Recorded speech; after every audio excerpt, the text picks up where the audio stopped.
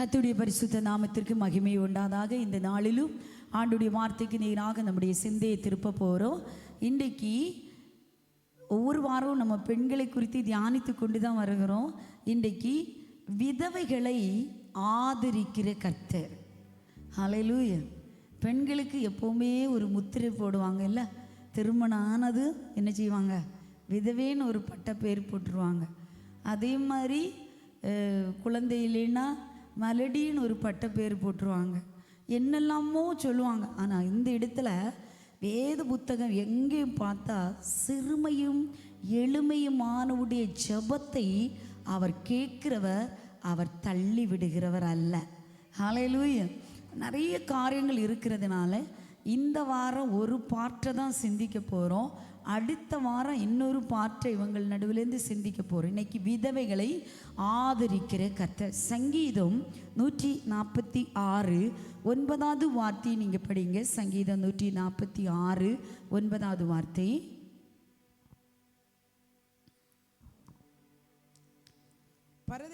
பரதேசிகளை கர்த்தர் காப்பாற்றுகிறார். அவர் திக்கற்ற பிள்ளையையும் விதவையையும் ஆதரிக்கிறார். போதும். பரதேசிகளை கர்த்தர் காப்பாற்றுகிறார். அவர் திக்கற்ற பிள்ளையும் விதவை என்ன செய்கிறாரா? ஆதரிக்கிற கர்த்தர். விதவைகளை ஆதரிக்கிறவர். ஏன்னா அவங்களுக்கென்று ஆதரவு யாரும் இருக்க முடியாது. ஆதரவாய் இருந்தவர்களும் தங்கள் நஷ்டப்படும் போது அவர்களை ஆதரிக்கிற தேவன் தான் நம்முடைய தேவன். ஹல்லேலூயா. எப்பெல்லாம் அவர் நம்மை ஆதரிக்கிறார் நமக்கு தெரிந்ததான பகுதி. இன்றைக்கு குறிப்பிட்டு அவங்களை நம்ம சொன்னாலும் இந்த வார்த்தை கேட்குற ஒவ்வொருடைய வாழ்க்கையிலையும் நம்மை ஆதரிக்கிற தேவன் நம்மோடு கூட இருக்கிறார். இந்த வார்த்தையை தியானிக்கும் போது எல்லா பிள்ளைகளை பார்த்து ஆண்டவர் சொல்கிறார், ஆண்டவர் உங்களை ஆதரிக்கிற தேவனாக இருக்கிறார். ஹல்லேலூயா. 1 ராஜாக்களுடைய புஸ்தகம் 17வது அதிகாரம் 9வது வார்த்தையிலே, லூக்கா எழுதின சுவிசேஷம் 4வது அதிகாரம் 26வது வார்த்தையை நம்ம படிக்கும்போது அங்கே என்ன செய்கிறார்னா, பஞ்ச காலத்தில் விதவைகளை போஷிக்கிற தேவன் அங்கே பார்க்கிறோம். படிங்க பார்ப்போம். 1 ராஜாக்கள் 17:9. சீக்கிரமா. நீ எழுந்து சீதோனுக்கு அடுத்த சாரிபாத் ஊருக்கு போய் அங்கே தங்கியிரு. உன்னை பராமரிக்கும்படி அங்கே இருக்கிற ஒரு விதவைக்கு கட்டளையிட்டேன் என்றார். ஆமென். இங்க நம்ம படிக்கிறோம், எலியாவை போஷிக்கும்படி கர்த்தர் கட்டளையிட்டார். ஆனால் உண்மையிலே அதுவல்ல. ஒரு குடும்பம் ஆதரவற்று நிற்கிறது. பஞ்ச காலம் வந்தபோது என்ன செய்யன்னு தெரியல. 3 வருஷம் மழை பெய்யல, 6 மாதம் மழை பெய்யல, 3.5 ஆண்டுகள் மழையே தேசத்தில் இல்லை. தேசத்தில் எல்லா இடங்களிலும் பஞ்ச காலமாக இருந்தது. ஆனால் எல்லாருடைய மேலும் கர்த்தருடைய கண்கள் பதிவதை விட அந்த விதவையுடைய வீட்டில் கர்த்தருடைய கண்கள் பதிந்தது. ஹல்லேலூயா. எப்படி ஆகலும் அந்த நபரை, அந்த குடும்பத்தை, சாக வேண்டும் என்ற தருவாயில் இருந்த அந்த குடும்பத்தை போஷிக்கும்படியாக தேவன் சித்தம் கொண்டார். அதற்காகவே அவர் ஒரு தீர்க்கதரிசியை அங்கே அனுப்புகிறார். ஹல்லேலூயா. அவருடைய எண்ணமெல்லாம் நானும் என் பிள்ளையும் செத்து போகணும். இவ்வளவு மாவு தான் இருக்குது, கொஞ்சம் எண்ணெய் தான் இருக்குது, ஒரு நேரம் ஆகாரம் தான் எங்கள் வீட்டுக்குள்ளே இருக்குது. இந்த வீட்டுக்குள்ளே இருக்கிற ஆகாரத்தை வைத்து இந்த காலம் முழுவதும் என்னை போஷிக்க முடியாது, இந்த காலம் முழுவதும் வாழ முடியாது, இனி மரணம் என்பது நிச்சயம். அதற்காகவே அவள் விறகு பொறுக்கி இருக்கும்போது அவளுடைய பானையும் அவளுடைய கலசத்தையும் பார்த்து ஆண்டவர் அவளுக்காகவே ஒரு தீர்க்கதரிசி அவள் வீட்டுக்கு நேராக நடத்தி சென்றார். ஹல்லேலூயா. நீங்கள் ஒருவேளை நினைக்கலாம், எங்கள் வீட்டு பானை, எங்கள் வீட்டு கலசத்தை, எங்கள் வீட்டு பையன் ஒருவேளை யாரும் பார்க்கவே இல்லையா ஆண்டவரை, எனக்கு என் புருஷன் இருந்தேன்னா அவர் வாங்கிட்டே வருவார், கவலையே இல்லை. எத்தனையோ பெண்கள் இன்றைக்கு குமுறுகிற ஒரே ஒரு காரியம் தான், நான் அவர் இருந்த காலம் வரைக்கும் ஒரு செல்ல பிள்ளையா அப்படியே இருந்த, வீட்டு காரியங்களை பற்றி எனக்கு யோசிக்கவே வேண்டாம், எந்த கடைக்கு எந்த மார்க்கெட்டுக்கு போகவே வேண்டாம், எங்கே போகண்ட எல்லா காரியத்தையும் அவர் திருப்தியாய் நடத்தி வந்தார். ஆனால் இன்றைக்கு அந்த சூழ்நிலை இல்லையே ஆண்டவரே என்று உள்ளறைகளுக்குள்ளே வேங்கி கொண்டிருக்கலாம். பரிசுத்த ஆவியானவர் சொல்கிறார், உங்கள் பாத்திரத்தை நான் பார்க்கிறேன், உங்கள் கலசத்தை நான் பார்க்குறேன், உங்களை கைவிடவே மாட்டேன். அல்லேலூயா.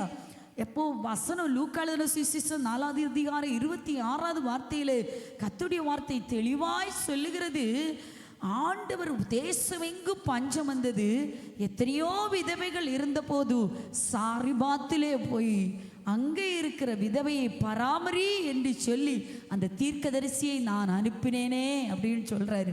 அதே மாதிரி இந்த காலை நேரத்தில் கர்த்தருடைய வார்த்தையை கேட்குற தேவ ஜனமே, எவ்வளோ பேர் விதவைகள் இருக்கலாம், எவ்வளோ பேர் இருக்கலாம், திக்கற்றவளாக இருக்கலாம், ஆதரவு இல்லாமல் இருக்கலாம். ஆனால் நீயும் நானும் கர்த்தரை சார்ந்து தேவனை நோக்கி பார்க்கும்போது நம்முடைய வீட்டின் நிலைமைகளை அறிகிறவர், அன்றன்றுள்ள நிலைமைகளை அறிந்து நம்மை வழி நடத்துகிற தேவன். யார் வேணாலும் பட்டினி கிடக்கலாம், உங்கள் வீட்டை போஷிக்க வல்லமையுள்ள தேவனாயிருக்கிறார். ஹல்லேலூயா. அடுத்த நேரத்துக்கு என்ன கிடைக்கும், ஆண்டவரே என்னத்தை குடிப்போம், என்னத்தை உண்போம் என்பது கவலைப்பட்டு கலங்க வேண்டிய தேவையில்லை. இதெல்லாம் அஞ்ஞானிகள் தேடி பார்க்கிறார்கள். அற்ப விசுவாசியே, நீ ஏன் பயப்பட்டாய்? காட்டு முதலான புஷ்பங்களுக்கு கூட நான் இவ்வளவு தூரம் உடுத்தி வைக்கிறேன். காகத்தை கவனித்து பார், அவைகள் உழைக்கிறதும் இல்லை, அவைகள் நூற்கிறதுமே இல்லை, அவைகள் வேலை செய்ய கூட போகல. ஆனால் அன்றன்றுள்ள படிகளை கொடுத்து அவைகளை நான் போஷித்து வழி நடத்தினால் உங்களை நான் போஷிக்காமல் இருப்பேனோ? உங்களை நான் பராமரியாமல் இருப்பேனோ? உங்களை நான் ஆதரிக்காமல் இருப்பேனோ? நம்முடைய வாழ்க்கையின் தேவைகளை சந்திக்கிற தேவன். வலது கரத்தை உயர்த்தி சொல்லுங்க, அன்றன்றுள்ள அப்பத்தை எங்களுக்கு தாரும் ஆண்டவரே, அன்றன்றுள்ள அப்பத்தை எங்களுக்கு தாரும் ஆண்டவரே, அன்றன்றுள்ள அப்பத்தை எங்களுக்கு தந்தருளும் ஆண்டவரே. போஷித்து நடத்துங்கப்பா, போஷித்து நடத்துங்க, கைவிட மாட்டார். இந்த இடத்துல ஆண்டவர் சொல்கிறார், விதவைகளை திக்கற்ற பிள்ளைகளை நான் ஆதரிக்கிற தேவன். ஆமென். ஆதரிப்பார், அவர் கைவிடவே மாட்டார். ரெண்டாவது பார்த்தீங்கன்னா 2 ராஜாக்களுடைய புஸ்தகம் 4ஆம் அதிகாரம் 1வது வார்த்தையை நீங்கள் படிங்க. 2 ராஜாக்கள் 4:1. தீர்க்கதரிசிகளுடைய புத்திரரில் ஒருவனுக்கு மனைவியா இருந்த ஒரு ஸ்திரீ எலிசாவை பார்த்து, உமது அடியானாகிய என் புருஷன் இறந்து போனான், உமது அடியான் கர்த்தருக்கு பயந்து நடந்தான் என்பதை அறிவீர். கடன் கொடுத்தவன் இப்போது என் 2 குமாரரையும் தனக்கு அடிமைகளாக்கி கொள்ள வந்தான் என்றார். ஹல்லேலூயா.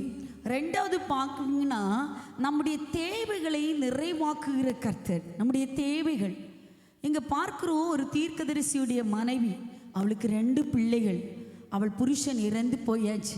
தெரிந்ததான சம்பவம் தான். பாருங்க, சூழ்நிலை வெறும் மோசம். கடன் கொடுத்தவர்கள் வருகிறார்கள், பிள்ளையை பிடித்து கொண்டு போக வருகிறார்கள், தூக்கி கொண்டு போக வருகிறார்கள். இந்த சூழ்நிலையில் என்ன செய்யன்னு தெரியல. அவளும் தேவ சமூகத்தை தேடின போது கர்த்தர் அவளுடைய தேவையை பூர்த்தி செய்தார். ஹல்லேலூயா. கடன் பிரச்சனை, புருஷன் வைத்து போன கடன் பிரச்சனை, புருஷன் நிமித்தம் ஒருவேளை அவர் வியாதி நிமித்தம் வைத்து போகலாம் இல்லை, சில நேரம் அவருடைய குடி பழக்கத்தை நிமித்தம் வைத்து போகலாம், சில நேரம் அவரே தொழில் பிஸ்னஸ் தொடங்கின நிமித்தம் வைத்து போகலாம், நமக்காகவே அது வைத்து போனது போல இருக்கலாம்.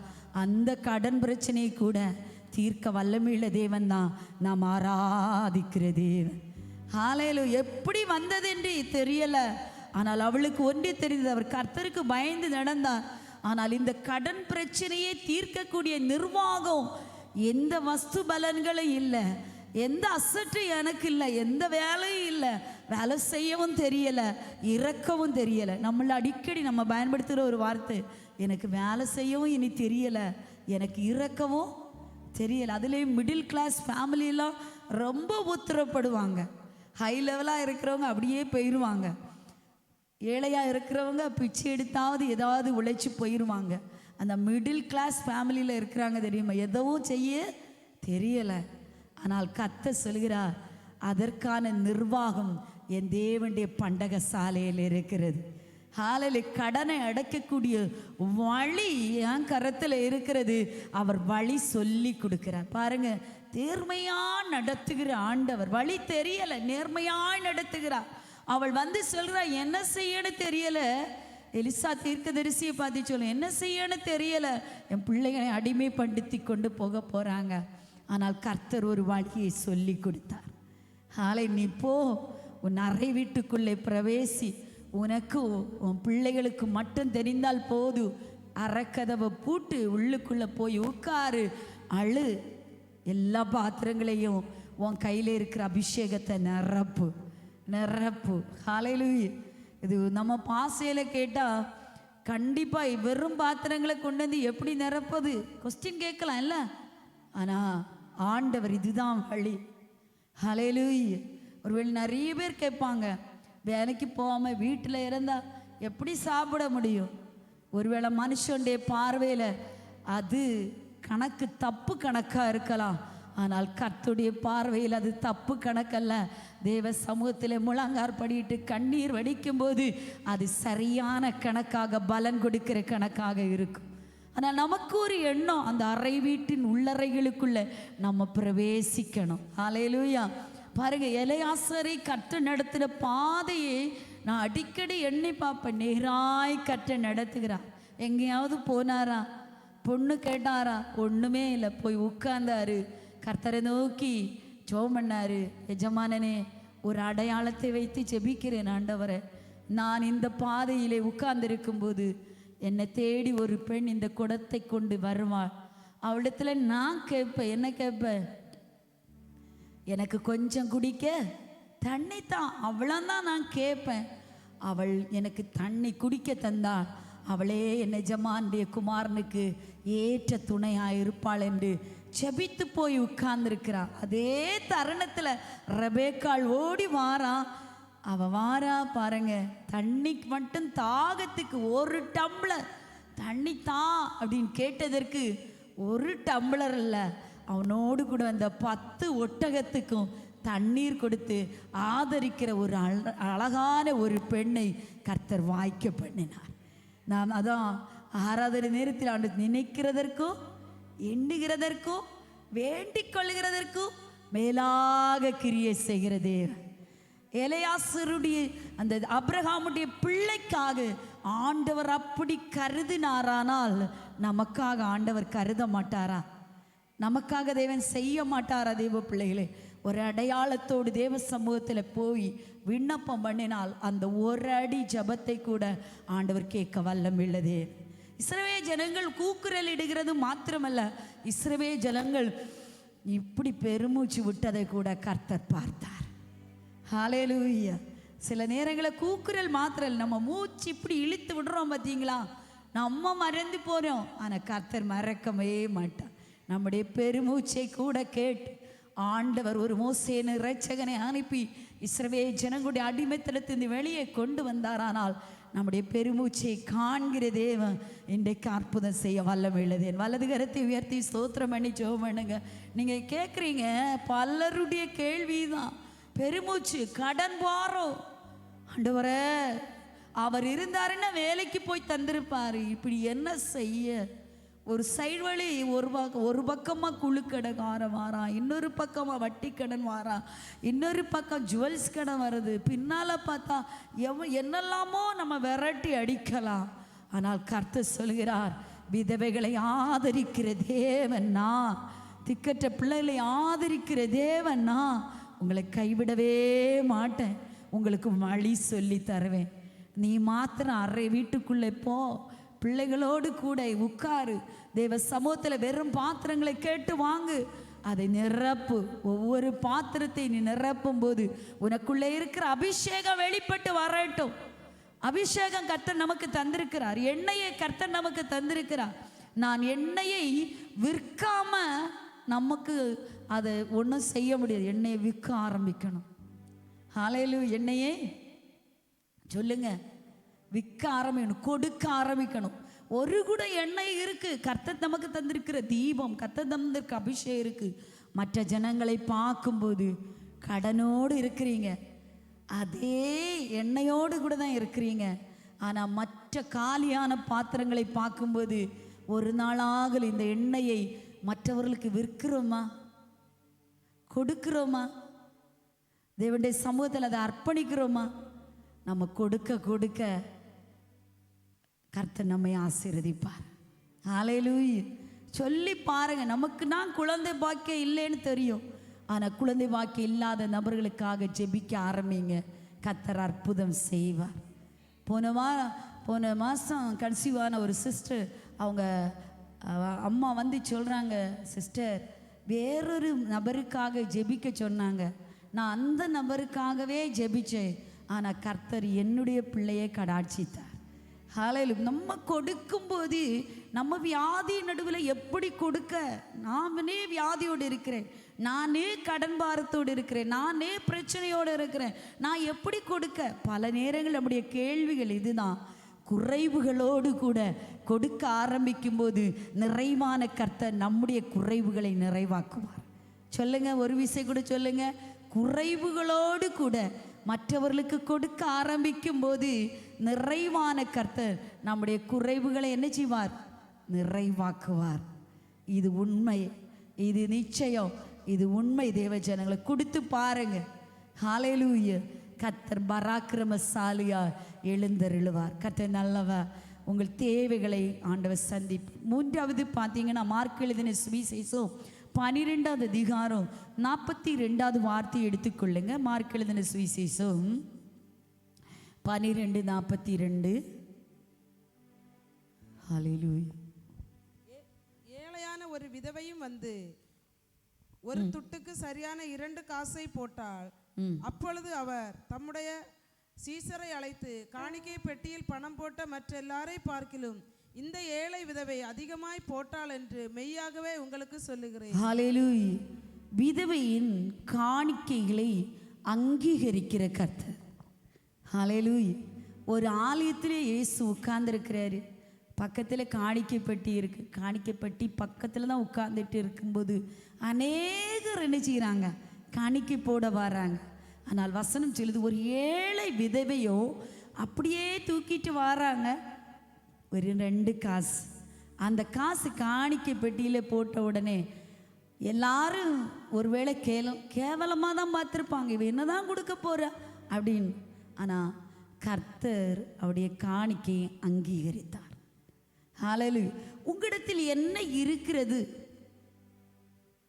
அதை கர்த்தருடைய சமூகத்தில் மகிழ்ச்சியோடு செலுத்தணும். ஹல்லேலூயா. அதை ஆண்டவர் அங்கீகரிப்பார். எவ்வளவு கொடுத்தோம் என்பதல்ல, எப்படி கொடுத்தோம். மன ஓந்து கொடுத்தோமா? உற்சாகமாக கொடுத்தோமா?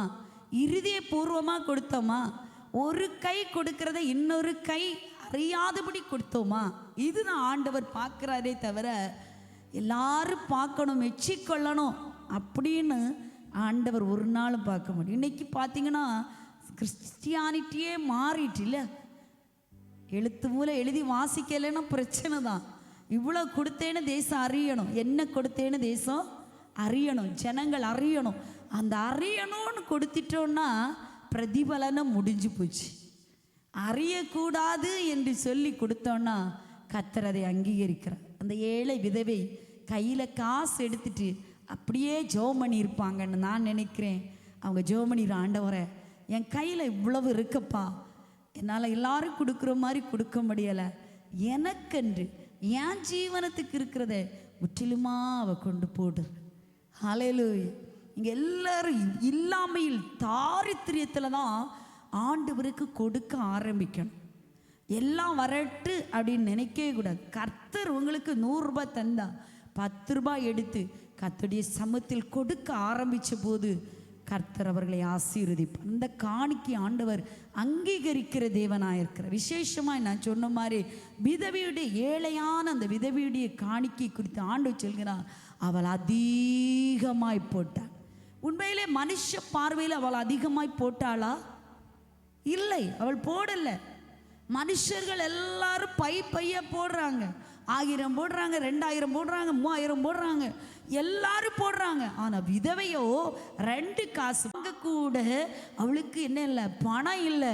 ஆனால் கர்த்தருக்காக கொடுத்த போது கர்த்தர் அவருடைய காணிக்கை ஏற்றுக்கொண்டு எல்லாரோட சிறந்த இடத்திலே மாற்றி வைக்கிற. வலது கரத்தை உயர்த்தி, கேரி தாற்றுதீர் வாற்றினாலோ தேசம் பஞ்சத்தில் வாடினாலு, கேரி தாற்றுதீர் வாற்றினாலு தேசம் பஞ்சத்தில் வாடினாலு, பானையில் மா எண்ணெய் குறைந்திட்டாலு காக்கும் தேவன் உனக்கு உண்டு. பானையில் மா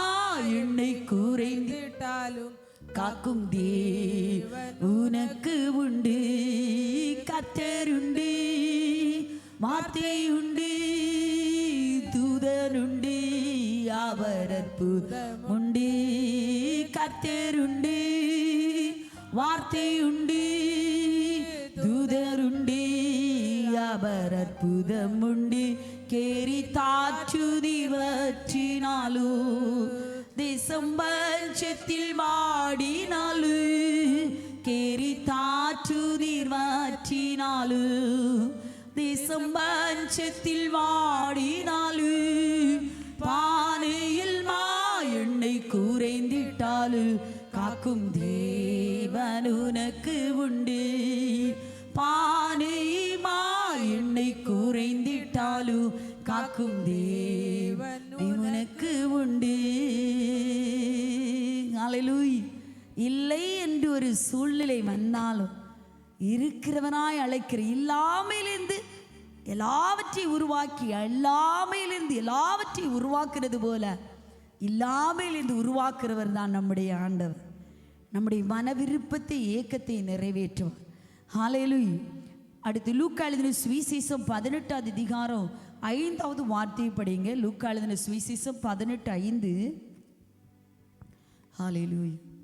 இந்த விதவை என்னை எப்பொழுதும் தொந்தரவு செய்கிறபடியினால் இவள் அடிக்கடி வந்து என்னை அலட்டாதபடி இவளுக்கு நியாயம் செய்ய வேண்டும் என்று தனக்குள்ளே சொல்லி கொண்டார். ஹல்லேலூயா. விதவைகளின் நியாயத்தை தள்ளிவிடாத தேவன். நியாயம் கிடைக்காது. அதிக நேரம் பார்த்தீங்கன்னா விதவைகளுக்கு நியாயமே இல்லை. நியாயம் எடுபட்டு போகும். கணவன் இருக்கும் வரைக்கும் தான் நல்ல மதிப்பு. அதுக்கு பிறகு என்னதான் பேசினாலும் நீ சும்மா இரு கிளவின்னு தான் சொல்லுவாங்க. அடுதுண்ணா அது வரைக்கும் நல்லா தான் வச்சுருப்பாங்க. அதுக்கு பிறகு அதுக்கு வாய்ப்பே போயிடும். எப்போவுமே வீட்டுக்குள்ளே குடும்ப தலைவர் இருக்கும் வரைக்கும் தான் என்ன செய்வாங்க, மதிப்பாங்க. அது அது உலக இயற்கை. இங்கே பாருங்கள், விதவைகளின் நியாயத்தை ஆண்டவர் ஒரு நாள் தள்ளிவிட மாட்டார். அதுக்காகவே ஆண்டவர் ஒரு ஓமையை சொல்கிறது தான் இந்த இடத்துல படிக்கிறோம். சோர்ந்து போகாமல் நீங்கள் எப்போதும் ஜெபம் பண்ணணும்னு சொல்லிட்டு ஒரு விதவை இருந்தா, அவள் தன்னுடைய நியாயத்திற்காக அநீதி உள்ள நியாயாதிபதி இடத்தில் போனா. திரும்ப திரும்ப தொந்தரவு பண்ணிகிட்டே இருந்தா, போயிட்டே இருந்தா. அவன் நியாயம் செய்யலை. கொஞ்ச நாளாக அலட்டிகிட்டே இருந்தான், துரத்திட்டே இருந்தான், விரட்டிகிட்டே இருந்தான். அவன் ஒவ்வொரு நாளும் இவள் போய் கதவை தட்டுவா, போய் உட்கார்வா, எனக்கு நியாயம் செய், எனக்கும் என் எதிராளிக்கு இருக்க வழக்குக்கு ஒரு முடிவு வேணும், எனக்கு எதிராளிக்கு ஒரு அற்புதம் நடக்கணும், எதிராளியின் கையிலிருந்து நான் தப்புவிக்கப்படணும், எதிராளி செய்யக்கூடாத செய்துட்டு இருக்கிறான், என்ன செய்யன்னு தெரியலை, எனக்கு செய்யும் திருப்ப திருப்ப போன போது அந்த அநீதி உள்ள நியாயாதிபதி அவளுக்கு ஒரு அற்புதம் செய்தார். ஆண்டவர் இன்றைக்கு சொல்கிறார், உங்கள் ஜெபத்தை ஆண்டவர் கேட்பார், தள்ளவே மாட்டார். ஆனால் ஒரு அலட்டுகிற ஒரு ஜெபம் அலட்டிகிட்டே இருக்கணும். ஆண்டவரை என்னை கைவிடாதீங்க, அற்புதம் செய்யுங்கப்பா, அற்புதம் செய்யுங்கப்பா. அந்த அலட்டு கொடுக்குற ஜெபம். அடுத்து என்னது, தொந்தரவு பண்ணுகிற ஜெபம். நம்மவே சொல்லுவோம், பிள்ளைகள் வந்து அடிச்சுட்டே இருப்பாங்க, அழுதுகிட்டே இருப்பாங்க, தொந்தரவு பொறுக்க முடியாமல் ஃபோனை கையில் கொடுப்போம் இல்லையா? ஃபோனுக்காகவே பிடிவாதமாக பிடிச்சோம். தொந்தரவு பொறுக்கவே முடியாது. ஏதாவது அடம் பிடிச்சிட்டான்னா அங்கேயே உட்காந்து படித்து கடைசியாக தொந்தரவு தாங்க முடியும். எவ்வளோ விலை மதிப்பு இருந்தாலும் கையில் என்ன செய்கிறோம், கொடுத்து விடுறோம். பாருங்க, ஆண்டவராக இயேசு கிறிஸ்து சொல்கிறாரு, உங்கள் தொந்தரவு தாங்கலைன்னா ஆண்டவர் அற்புதம் செய்வார். ஹல்லேலூயா. அவளை ஒவ்வொருத்தரும் அவரை வந்து என்ன செய்த அலட்டிகிட்டே இருக்கிறாங்க, பேசிகிட்டே இருக்கிறாங்க. எனக்கு நிறுத்தவே இல்லை, ஒரு நேரம் கூட அவங்க நிறுத்தவே இல்லை. ஆனால் இது வீட்டில் சில அம்மாக்கள் இருந்து நிறுத்தாமல் பேசுகிற ஒரு அனுபவம் அல்ல. கர்த்தரோடு பேசுகிற காலத்தில் ஒரு நாள் உங்கள் ஜெபத்தை நீங்கள் நிறுத்தவே கூடாது, உங்கள் ஓட்டத்தை தடை பண்ணவே கூடாது. எவ்வளோதான் பிரச்சனை வரட்டும், ஆண்டவர் அலட்டிகிட்டே இருக்கணும். திக்கற்றோடைய விதவையை ஆதரிக்கிற கர்த்தர் நமக்காக வழக்காடுவார். அவ சொல்கிறான், இவள் எப்பொழுது என்னை தொந்தரவு செய்கிறபடினால் இவள் அடிக்கடி வந்து என்னை அலட்டாதபடிக்கு இவளுக்கு நியாயம் செய்ய வேண்டும். ஹல்லேலூயா. இவள் தொந்தரவு செய்கிறபடினால் இவள் அடிக்கடி அடிக்கடி அடிக்கடி என்னை தொந்தரவு பண்ணாதபடிக்கு இவளை துரத்தணும்னு அவன் சொல்லலை. நினைச்சிருந்தான்னா துரத்தியே விட்டுருப்பான். ஆனா துரத்தல, அவளுக்கு நியாயம் செய்தான். ஹல்லேலூயா. புரிஞ்சவங்களுக்கு? அலட்டிகிட்டே இருந்தால் சிலர் என்ன செய்வாங்க, 2 அடி தந்து விரட்டியே விட்டுருவாங்க.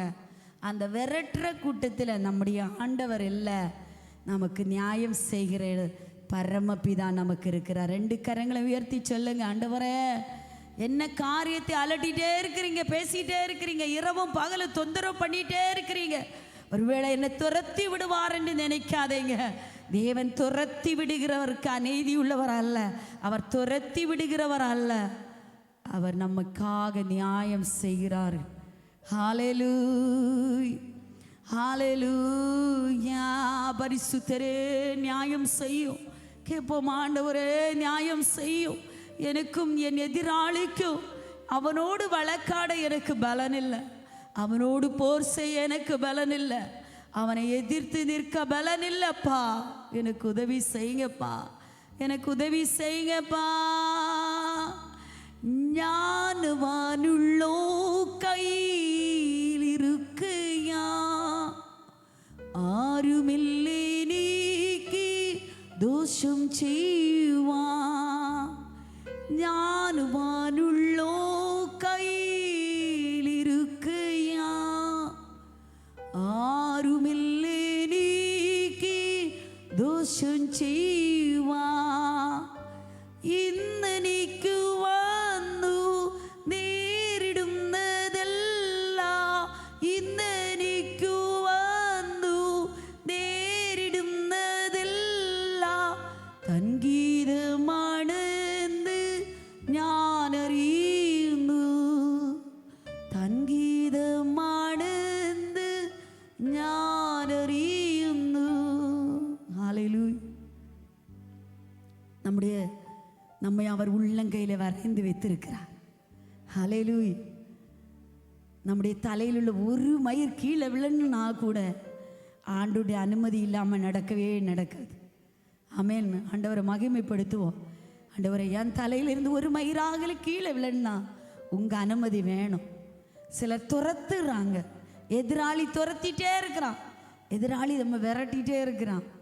பயப்படாதீங்க, கர்த்தர் நமக்கு நியாயம் செய்ய போகிறார். நம்முடைய நீதி எடுபட்டு போயிட்டு சில இடங்களில் நமக்கு கூட இந்த பொருட்களை காட்டி எவிடன்ஸை நிரூபிக்க முடியாத ஒரு சூழ்நிலை ஒருவேளை வரலாம். நான் இதுதான் செய்தேன் பாருங்க. யோசேப்புக்கு காராகிரகத்தில் போகிறதற்கு காரணம் போத்திபாருடைய வீட்டில் அவள் கையில் சட்டையை கையில் வச்சுட்டு சொல்கிற, பாரு அவன் தான் என்னிடத்தில் வந்தான், அவன் தான் என்னோடு கூட சயனம் பண்ணும்படி அவன் வந்தான்னு சொல்லி அதையெல்லாம் தூக்கி காட்டுறா எல்லாருக்கும் முன்னாகும். அவள் கூப்பிடுறா, அவர் கத்துறா. அவள் புருஷ இடத்துல போய் இவன் என்ன இப்படி மோசம் பக்கம் வந்தான்னு சொல்லி தேவையில்லாத ஒரு பொய் குற்றத்தை சாடுறா. கையில் அவளுக்கு சட்டை இருந்தது. யோசேப்புக்கு ஒன்றுமே சொல்ல தெரியல. ஆனால் நியாயத்தை புரட்ட அநேக நாட்கள், ஒருவேளை நியாயம் நிரூபிக்கப்பட அநேக நாட்கள் ஆயிற்று, அநேக ஆண்டுகள் ஆயிற்று. ஆனால் நியாயத்தை புரந்தள்ள ஒருவரால் கூடல்ல. நாட்கள் ஆகும், ஆண்டுகள் ஆகும். நாம் கிறிஸ்தவர்கள், நாம் உண்மையானவர்கள், நாம் நிரூபிக்கப்பட நிரூபங்களாய் மாற நாட்கள் ஆகலாம். ஆனால் கர்த்தர் ஒரு நாள் நீதியை நியாயத்தை வெளியே கொண்டு வருவார். ஆமேன் சொல்லுங்க, ஆமேன். ஹல்லேலூயா. பாருங்க, ஒருவேளை அவன் போய் நிற்கும் போது அவன் துரத்தி விரட்டி அடிக்கலாம். எதிராளி வரும்போது அவன் கை ஓங்கி இருக்கிறது. சில கோர்ட்டு காரியங்களுக்காக போகும்போது எதிராளிகள் ஏற்கனவே பணத்தை கொடுத்து லஞ்சத்தை கொடுத்து அவன் கை என்ன செய்யும், மேலோங்கும். போலீஸ் என்ன செய்யுமா, பணத்தை வாங்கிட்டு மற்றவங்களை துரத்துவான், ஏழைகளை துரத்துவான். ஆனால் நீதி செய்கிற கர்த்தருடைய கண்களுக்கு முன்பாக நாம் எல்லாரும் வெளியரங்கமாக இருக்கிறோம். ஹல்லேலூயா. நியாயம் செய்கிற கர்த்தர். 5வது பார்த்தீங்கன்னா லூக்கா எழுதின சுவிசேஷம் 7வது அதிகாரம் 12வது வார்த்தை. லூக்கா எழுதின சுவிசேஷம் 7வது அதிகாரம் 12வது வார்த்தை 13வது வார்த்தை படிங்க.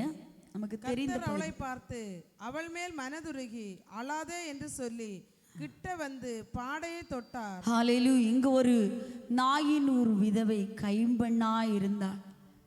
சின்ன வயசு, ஒரே பிள்ளை, அவன் இறந்து போகிறான். விதவைகளின் கண்ணீரை காண்கிற தேவன். ஹalleluya. பாருங்க, நம்ம கண்ணீர் விட்டோம்.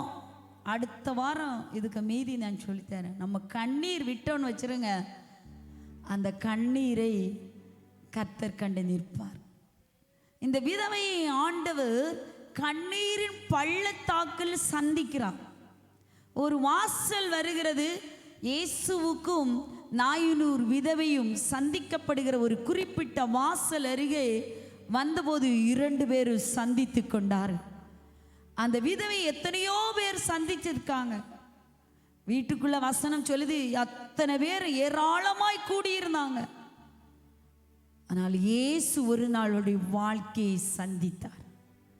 அந்த கண்ணீரை துடைக்க கூடியிருந்த ஜனங்களாலோ, பாடையை சுமந்தவர்களாலோ, உறவினர்களாலோ, அவளை சுற்றிலும் இருந்த ஜனங்களாலோ, மிக பெரிய பணக்காரர்களாலோ கூட கண்ணீர் விட முடிந்ததே தவிர அவருடைய கண்ணீரை தீர்த்து வைக்க முடியல.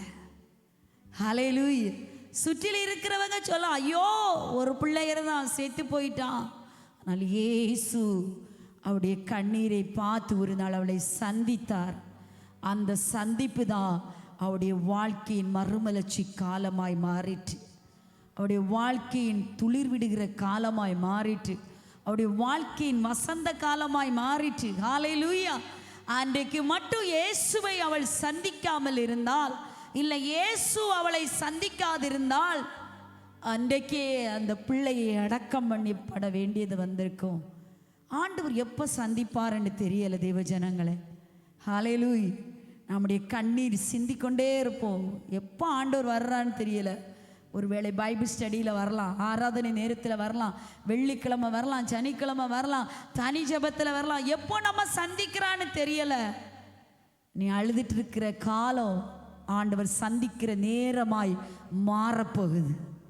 ஹல்லேலூயா. இந்த அழுகையின் கண்ணீரை காண்கிற நேரமாய், அவருடைய குறிப்பிட்ட வேளையாய் மாறப்போகிறது என்பதை பரிசுத்த ஆவியானவர் சொல்கிறார். ஹல்லேலூயா. அந்த கண்ணீரை காண்கிற நேரம், ஹல்லேலூயா, ஆண்டவர் நமக்காக கண்ணீர் விட்டு, நீ இனி வருத்தப்பட வேண்டாம், நீ அழ வேண்டாம், நீ துக்கிக்க வேண்டாம் அவன் சொல்ல பாருங்க. கர்த்தர் அவளை பார்த்து சொல்றான், அழாதே. அவள் மேல் மனதுருகி அழாதே என்று சொல்லி கிட்ட வந்து பாடையை தொட்டார். சுமந்தவர்கள் நின்றார்கள். வாலிபனே எழுந்திரி என்று சொல்லுகிறேன் என்றார். மரித்தவன் எழுந்து உட்கார்ந்து பேச தொடங்கினான். அவனை அவள் தாயிடத்தில் ஒப்புவித்தார். எவ்வளோ அழகான ஒரு வார்த்தை இல்லை? இப்போ இவருடைய பிள்ளை யார் கையில் இருக்குது? பாடையே சுமந்த ஜனங்கள் நடுவில் இல்லையா? உற்றார் உறவினர் யார் பாடையை தூக்குனாங்களோ அவன் கையில் இருந்தது. ஆனால் இவருடைய கண்ணீரின் பிரதிபலனை கர்த்தர் கொடுத்தும்போது தாயிடம் திரும்பிட்டு. ஹல்லேலூயா. இன்னைக்கு ஆண்டவர் இதை தான் சொல்றாரு. நம்முடைய பிள்ளைகளில் பலரும் பிசாசுடைய கையில் இருக்கலாம், மனுஷனுடைய கையில் இருக்கலாம், உலக ஜனங்களுடைய கையில் இருக்கலாம், ஆதிக்கம் உலக ஆதிக்கத்தினுடைய கையில் இருக்கலாம், பலருடைய கையில் நம்ம பிள்ளைகள் இருக்கலாம். ஆனால் தாயே, நீ அழகாய் ஜெபம் பண்ணி அழும்போது கர்த்தர் உன்னை சந்திக்கிற ஒரு நேரம் வரும். அந்த சந்திப்பின் நேரத்தில் உன் கையில் கர்த்தர் திரும்பவும் ஒப்படைப்பார். ஹல்லேலூயா. திரும்ப ஒப்படைப்பார். நீ அழுகிறதை நிறுத்த போகிற ஒரு காலம் வரும்.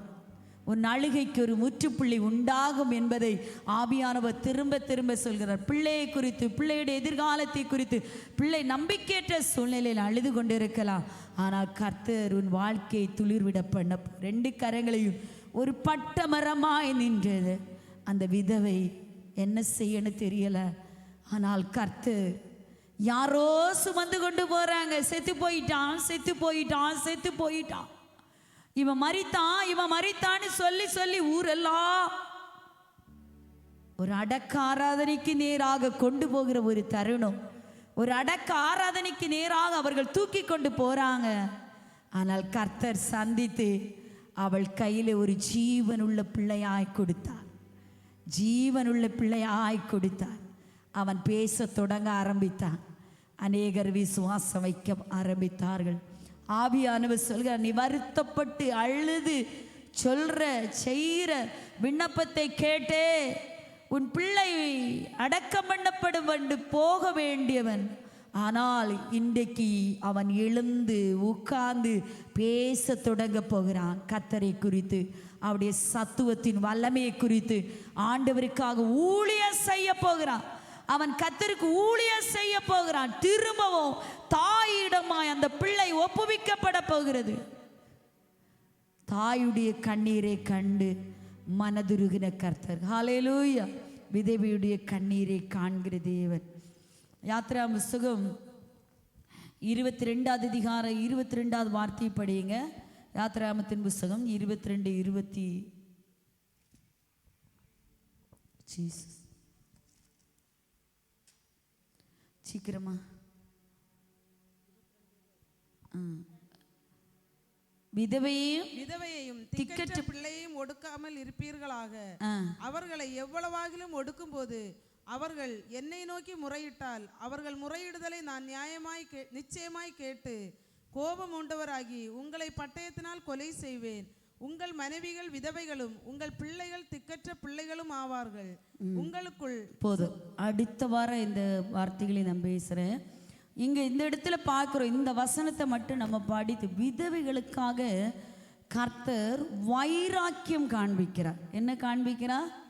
வைராக்கியம். முதல்லது விதவைகளை கர்த்தர் பஞ்ச காலத்தில் போஷிக்கிற தேவன். ரெண்டாவது, தேவைகளை சந்தித்து அவர் ஏற்ற காலத்து தேவைகளை அறிந்து அதை தீர்க்க வழிமுறைகளை சொல்லி தந்து அதை தீர்க்க வல்லமையுள்ள தேவன். மூன்றாவது, விதவைகளின் காணிக்கைகளை அங்கீகரிக்கிற தேவன். 4, விதவைகளின் நியாயத்தை தள்ளாத தேவன். 5, விதவைகளின் கண்ணீரை காண்கிற தேவன். அழாதே என்று சொல்லி ஆண்டவர் நிற்க வல்லமையுள்ள தேவன். கடைசியாக நம்ம இன்றைக்கு சிந்திக்கிறோம், விதவைகளுக்காக ஆண்டவர் வைராக்கியம் பாராட்டுகிறார். ஹல்லேலூயா. அந்த வசனத்தை எல்லாரும் திருப்பி படிங்க. யாத்திராகமம் 22:22வது வசனம், 22வது வார்த்தை போடுங்க. விதவையும் திக்கற்ற பிள்ளையும் ஒடுக்காமல் இருப்பீர்களாக. அவர்களை எவ்வளவாகலும் ஒடுக்கும் போது, பாருங்க, இந்த வசனத்தை நம்ம தெளிவா படிக்கணும். சபைக்குள்ளேயும் தேசத்துக்குள்ளேயும் அநேக விதவைகள் இருக்கிறாங்க. ஆண்டவர் நியாயப்பிரமாணத்தை மோசேக்கு சொல்லி கொடுக்கும்போது தெளிவாக இந்த வார்த்தைகளை கற்றுக் கொடுக்கிறார். அவர்களை எவ்வளவாகலும் ஒடுக்கும்போது அவர்கள் என்னை நோக்கி முறையிட்டால், அவர்கள் சத்தமாக கூப்பிடுவாங்க, இல்ல முறையிட்டால் அவர்கள் முறையிடுதலை நான் நிச்சயமாய். எல்லாரும் கேளுங்க பாப்போம், தூங்காம கேளுங்க. அவர்கள் முறையிடுதலை பக்கத்துல நிச்சயமாய் நான் கேட்டு கோபம் உண்டவராய். யாருக்கு என்ன வருமா? விதவைகளை ஒடுக்கின ஆருக்கு கோபம்? சத்தமா சொல்லுங்க. கர்த்தருக்கு கோபம் உண்டு. உங்களை பட்டயத்தினால கொலை செய்வேன். இந்த வசனம் கரெக்டாக நிறைவேறிச்சுன்னா எத்தனை பேர் நம்ம இருப்போம்னு தெரியல. ஆண்டவர் கோபம் கொண்டு நம்மளை பட்டயத்தால எதுக்கு முன்னே என்ன செய்திருப்பாரு?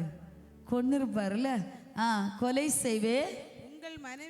உங்கள் மனைவிகள் விதவைகளும் உங்கள் பிள்ளைகள் திக்கற்ற பிள்ளைகளும் மாவார்கள். ஹல்லேலூயா.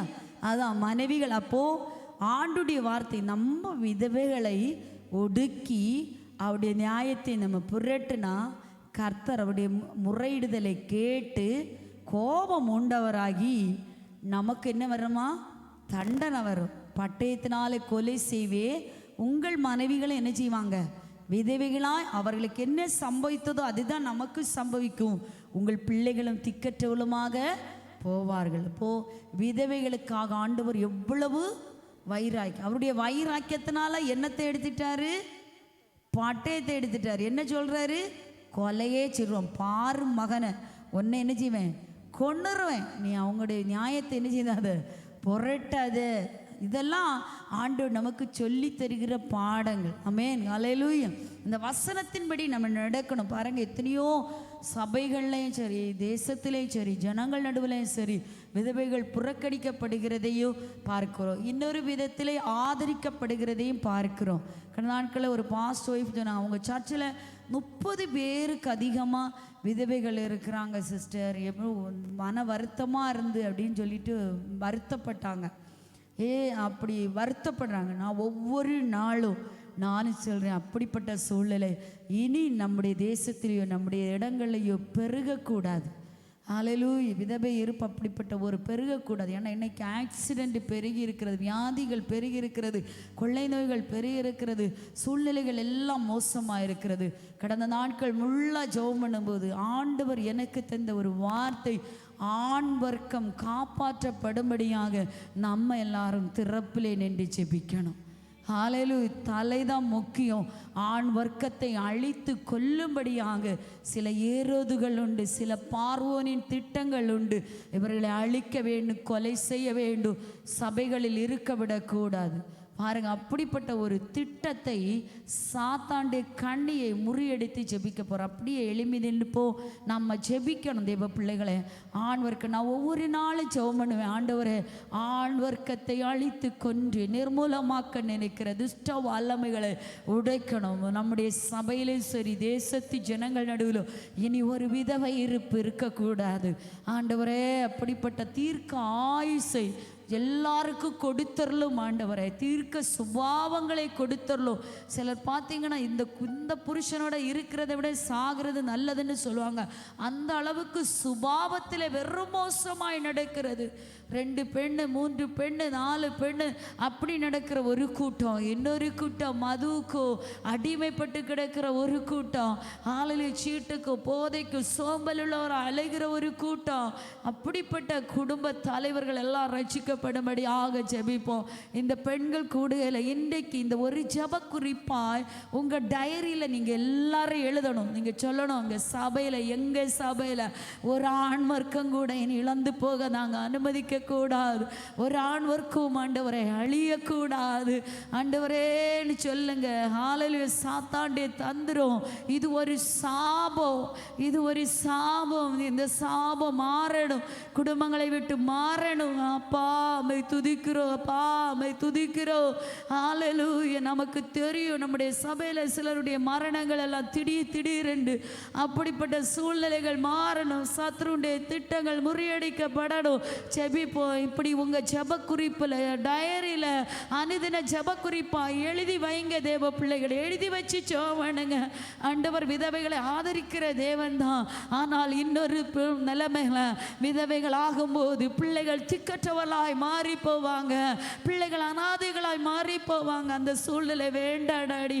நாங்கள் ஜெபிக்கிறோம் ஆண்டவரே, நாங்கள் ஜெபிக்கிறோம். ஷாகா பௌரோ பௌடி ராகமோ ரீகமோ சந்தலா தீரபாலா ரீகமாலா தீரமா. ஆறுதலான வார்த்தைகள் விதவைகளுக்காக ஆண்டவர் வைத்திருக்கிறார். அவருடைய காணிக்கைகளை நான் அங்கீகரிப்பேன், அவருடைய தேவைகளை நான் பூர்த்தி செய்வேன், அவருடைய பஞ்ச காலத்தில் உயிரோட காப்பேன், விதவைகளை திக்கற்றவளை நான் கைவிட மாட்டேன், நான் ஆதரிப்பேன். இதெல்லாம் கர்த்தர் நமக்கு கொடுத்த வார்த்தை. ஆனால் அதற்கு பின்னாக சத்துருடைய திட்டங்களும் இருக்கிறது. மறைமுக திட்டங்களை கர்த்தர் முறியடிக்கணும். ஆவியானவரே, இந்த காரியத்தில் எங்களுக்காக பிணைபடுவீராக. இயேசுவே, இன்று முதல் நாங்கள் ஜெபிக்கிறோம் ஆண்டவரே. உங்கள் பரிசுத்த கைகளை வானத்துக்கு நேராக ஏறெடுத்து சரண்டராகி ஜெபிக்க போறோம். சரண்டராக கத்தரிக்கு முன்பாக ஆண்டவரே மை துதிக்கிறோம். இனி ஒரு ஆண் வர்க்கத்தையும் சத்ரு கை வைக்க கூடாது.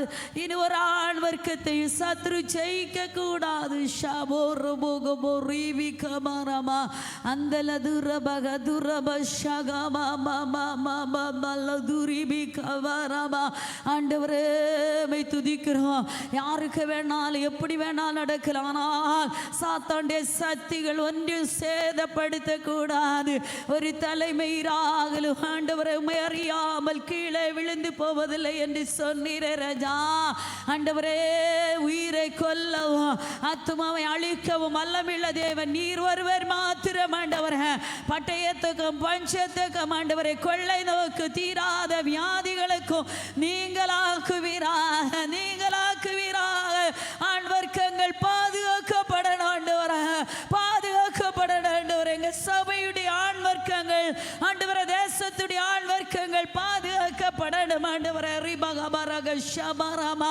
ஏதேனும் குறைவுகள் இருந்த மன்னிப்பீராக, குற்றங்கள் இருந்த மன்னிப்பீராக, தேவனுக்கு பிரியமில்லாத பாவ செயல்கள் இருந்த மன்னிப்பீராக, தேவனுடைய பாதத்துக்கு நேராக நடத்துவீராக. ரிப ஷம்புரு போலோ போரு போகபா. ஆண்டவரே அடைக்கல பட்டணத்தில் ஆண்டவரே கொலை செய்ய போகிறவனுக்கு கூட அடைக்கலம் கிடைக்கும் ஆண்டவரே. கொலைக்காக நியமிக்கப்பட்டவர்களுக்கு கூட, மரணத்துக்காக நியமிக்கப்பட்டவர்களுக்கு கூட அடைக்கல பட்டணத்தில், அடைக்கல பட்டணத்தில் அடைக்கலம் கிடைக்கும். ரபக ஷம்புரு போலோ புரிபி கமரமா. இயேசுவின் நாமத்தினாலே ஜெபிக்கிறோம் ஆண்டவரே, இயேசுவின் நாமத்தினாலே ஜெபிக்கிறோம், இயேசுவின் நாமத்தினாலே ஜெபிக்கிறோம், இயேசுவின் நாமத்தினாலே வருகிறோம், ஏகோபித்து ஜெபிக்கிறோம். எங்களால் முடியாதப்பா உம்முடைய பாதத்தில் அர்ப்பணிக்கிறோம். எங்கள் ஒவ்வொருடைய பிள்ளைகளுக்கும் ஆண்டவரே ஆண் வர்க்கங்களுக்கு பாதுகாப்பு வேணும். ஆண் வர்க்கங்களே கூண்டோட அழித்து கொல்லும்படியாக இந்த இடத்துல சுற்றி திரிகிற சபிக்கப்பட்ட ஆவிகள் வெளியேறட்டும் இயேசுவே நாமத்தில். இந்த இடத்தை அபகரித்து நினைக்கிற துஷ்டாவிகள் வெளியேறட்டும் இயேசுவே நாமத்தில். பொல்லோடைய பொறாமைகள், மறைவான சதி திட்டங்களும் நசரேயன் இயேசுவே நாமத்தினால, பொல்லோடைய பொறாமைகள், மறைவான சதி திட்டங்களும் நசரேயன் இயேசுவே நாமத்தினால முறிக்கப்படடப்பா. ஆகாமியத்தின் செங்கோல் ஹல்லேலூயா இஸ்ரவேலின் கூடாரத்தில் நிலை நிற்பதில்லை.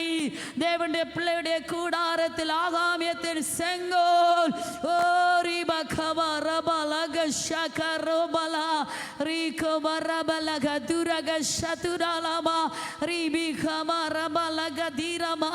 இயேசுவே நீர் பாதுகாக்கணும், நீர் பாதுகாக்கணும், நீர் பாதுகாக்கணும், நீர் பாதுகாக்கணும். இயேசுவின் நாமத்தில் ஜெபிக்கிறோம், இயேசுவின் நாமத்தில் ஜெபிக்கிறோம், மன்றாடி ஜெபிக்கிறோம் ஆண்டவரே. ஒரு சிறு கூட்டமாக உம்முடைய பாதத்திலே நாங்கள் ஜெபிக்கிறோம் ஆண்டவரே. இயேசுவே எங்களுக்கு பாதுகாப்பை தாங்கப்பா, பாதுகாப்பை தாருங்கப்பா. ஆண் வர்க்கத்தின் மேலே போராடி திருஷ்டி வைத்து எப்படியாக அழிக்க வேண்டும் என்று ஆண்டவரே அப்பா நரபலி கொடுக்கிற இடங்கள் ஆண்டவரே, அந்நிய அக்கினிகளை செய்கிற இடங்கள், அந்நிய ஆராதனை நீரை போகிற இடங்கள் அவையெல்லாம் சுட்டரிக்கப்படட்டும், சுட்டரிக்கப்படட்டும், சுட்டரிக்கப்படட்டும். இயேசுவின் நாமத்தில், இயேசுவின் நாமத்தில் சுட்டரிக்கப்படுவதாக. ஆண்டவரே மை துதிக்கிறேங்கள் ஆண்டவர், எங்களுக்கு பாதுகாப்பை தரணும். எங்கள் தேவன் எங்களுக்கு பாதுகாப்பை தரணும். எங்கள் ராஜா எங்களுக்கு பாதுகாக்கணும். கிருபையாக மனம் இறங்குப்பா. வெளிநாடுகளின் தூர இடத்துல வேலை பார்க்குற ஆண்டவரே பிள்ளைகளுக்காக ஜெபிக்கிறோம். ஒரு விசை கூட ஜெபிக்கிறோம். கர்த்தர் சொன்னீர் ஆண்டவரே, தூர இடத்துல வெளிநாடு இருக்கிற பிள்ளைகளுக்காக ஜெபிக்கிறோம். எங்கள் பிள்ளைகள் திக்கற்றவர்களாய் போகக்கூடாது. எங்கள் பிள்ளைகள் விதவைகளாய் போகக்கூடாது. எங்கள் பிள்ளைகள் அநாதைகளாய் போகக்கூடாது. ஆதரிப்பேன் ஆனாலும் ஆண்டவரே இரக்கம் கேட்கிறோம். தீர்க்காயுசை தாரும் ஆண்டவரே. தீர்க்காயுசை ஒவ்வொரு குடும்பங்களையும் தந்து நடத்துகிறதற்காக ஸ்தோத்திரம் ஆண்டவரே. முதிர் வயதிலே தங்கள் அம்பாரத்தில் சேருவார்கள் அல்லவோ உம்முடைய வார்த்தை. முதிர் வயதானால் கர்த்தாவை கைவிடாத தேவன். அவாதி வயதில் எங்கள் ஆத்துமா எடுத்துக்கொள்ளப்படக்கூடாது ஆண்டவரே. பாதி வயதிலே ஆண்டவரே ஜீவனுக்கு விரோதமாய் போராடுகிற போராட்டங்களை கர்த்தர் உடைத்தறிந்து பாதி வயதில் உயிருக்கு எதிராய் போராடுகிற போராட்டங்களை ஆண்டவரை நீர் மாற்றி சேர்ந்தருகிறதற்காக ஸ்தோத்திரம். ஒருவர் அழிந்து போகாதபடி காத்துக்கொள்ளும். ஆண்டு தந்த நல்ல வார்த்தைகளை உடைய கமத்தில் வைக்கிறோப்பா. விதவைகளை ஆதரிக்கிற கர்த்தர், திக்கற்ற பிள்ளைகளை ஆதரிக்கிற கர்த்தர் ஆண்டவரே, நீர் எங்களை ஆதரித்து நடத்த போகிறதற்காக ஸ்தோத்திரம். எங்களால் ஒன்றும் நடக்காதப்பா. ஆண்டவரே, மூச்சு போனால் போயிட்டு, ஆனால் ஜீவனுள்ள தேவனுடைய கிருபையினாலே ஒவ்வொரு அடிகளை எடுத்து வைக்க கிருபையை தாருங்க ஆண்டவரே. நம்முடைய பாதத்தில் அர்ப்பணிக்கிறோம். ஏசு மூலம் ஜெபிக்கிறோம் பிதாவே. சேர்ந்து செல்லுவோம். என் ஆத்துமாவே கர்த்தரை ஸ்தோத்திரி, என் முழுவலுமே பரிசுத்த நாமத்தை ஸ்தோத்திரி. என் ஆத்துமாவே கர்த்தரை ஸ்தோத்திரி, அவர் செய்த சகல உபகாரங்களை மறவாதே. ஆமென்.